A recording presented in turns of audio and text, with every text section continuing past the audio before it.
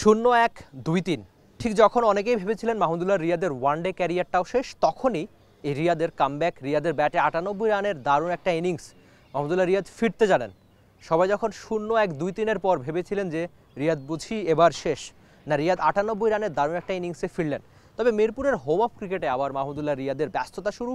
সেই ব্যস্ততা অবশ্যই উইন্ডিজ সিরিজকে সামনে রেখেই। কারণটা, উইন্ডিজে বাংলাদেশের অ্যান্টিকা টেস্ট, আপাতত বাংলাদেশের অবস্থান খুব একটা ভালো না, তবে অ্যান্টিকা টেস্টের পরে বাংলাদেশের টেস্টের ব্যস্ততা রয়েছে। এরপর ওয়ানডে সিরিজের ব্যস্ততা শুরু হয়ে যাবে বাংলাদেশ দলের। টি-20 সিরিজটা উইন্ডিজে খেলা হবে, তবে ওয়ানডে সিরিজে মাহমুদুল্লাহ রিয়াদকে আপনারা ঠিকই মাঠে ক্রিকেটে দেখতে পাবেন। তার প্রস্তুতি হিসাবেই মিরপুরের হোম অফ ক্রিকেটে আজকে থেকেই ব্যস্ততা শুরু হয়ে গেছে। মিরপুরে বাংলাদেশ আর আয়ারল্যান্ডের নারীদের সিরিজ রয়েছে আগামীকাল থেকে, তবে আজকের দিনটায় মাহমুদুল্লাহ রিয়াদ নিজের মতো করে রানিংয়ের সময় কাটিয়েছেন, খানিক খুনসুটিও করেছেন এক মাহমুদুল্লাহ রিয়াদ। তবে ওই যেটা বলছিলাম যে 0-1-2-3 এমন স্কোরের পর অনেকেই ভেবেছিলেন রিয়াদের ক্যারিয়ারটাই শেষ। না, রিয়াদ শেষ না, রিয়াদ শেষ হতে জানেন না, রিয়াদ ফিরতে জানেন।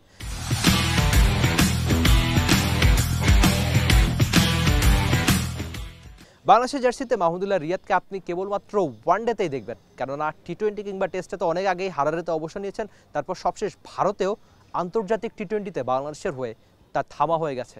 কেবলমাত্র ওয়ানডেতেই তিনি থাকবেন। তিনি ছুটতে চান, যেটা তিনি টি স্পোর্টসকে জানিয়েছেন আগেই, যে চ্যাম্পিয়ন্স ট্রফিটা পর্যন্তই মাহমুদুল্লাহ রিয়াদ খেলতে চান বাংলাদেশের জার্সিতে। তার প্ল্যানটা আপাতত এটাই। উইন্ডিজে তিনি আশা করি অন্তত তিনি নিজেও সেই আশাটা করেন, তিনি ওয়ানডে সিরিজটা দারুণ খেলবেন, তারপরে চ্যাম্পিয়ন্স ট্রফিটা দিয়েই হয়তো তার শেষটা দেখে ফেলবে বাংলাদেশের ক্রিকেটে। তবে এরপর বা এর মাঝামাঝি সময়টাতে বিপিএলটা তিনি খেলবেন, যেটা আদতে তার ক্যারিয়ারের জন্য গুরুত্বপূর্ণ হতে পারে। বিপিএলে ওই অর্থে তিনি সফল ছিলেন না, তার দলীয় সাফল্য খুব একটা ছিল না, তবে সবশেষ বিপিএলে ফরচুন বরিশালের হয়ে দারুণভাবেই তিনি শেষ করেছেন চ্যাম্পিয়ন্স ট্রফিটা জিতেই। এবারও নিশ্চয়ই একই দলে, একই তামিম মুশফিকদের সঙ্গে তার খেলা হবে, নিশ্চয়ই একই রকম ট্রফিটা জিততে চাইবেন একজন মাহমুদুল্লাহ রিয়াদ। আর টি-20 ক্রিকেটে তার কার্যকারিতা এখনও রয়েছে, অন্তত সবশেষ যে ম্যাচগুলোতে তিনি খেলেছেন, বা বিপিএলে তার কার্যকারিতার কথা তো নতুন করে কে না জানেন। তবে আপাতত বাংলাদেশ দলের জার্সিতে মাহমুদুল্লাহ রিয়াদকে কেবলমাত্র যে ওয়ানডে সিরিজে দেখা যাবে, সেই ওয়ানডেতে রিয়াদ যেন ভালোভাবে একটা দারুণ ইনিংস খেলতে পারে।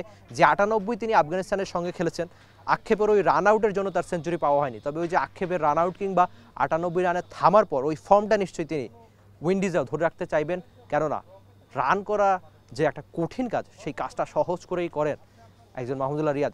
আর দলের যেদিন বিপদ, সেদিনই বোধ করি একজন মাহমুদুল্লাহ রিয়াদের কতটা কার্যকরিতা সেদিন আপনি ভালোভাবেই টের পান। রিয়াদ উইন্ডিজে খেলুক, উইন্ডিজে ভালো করুক, বিপিএলটাও বোধ করি ভালো করুক, সেটাই বোধ করি আমার মতো বাকিদেরও চাওয়া। রিয়াদ কি পারবে উইন্ডিজ ট্যুরটা রাঙাতে ওয়ানডেতে? Rifat Emir, T Sports, Dhaka. For more updates, subscribe to our YouTube channel and click on the bell icon. Follow us on Facebook and Instagram. Download T-Sports app to enjoy exciting games and highlights. Visit tsports.com.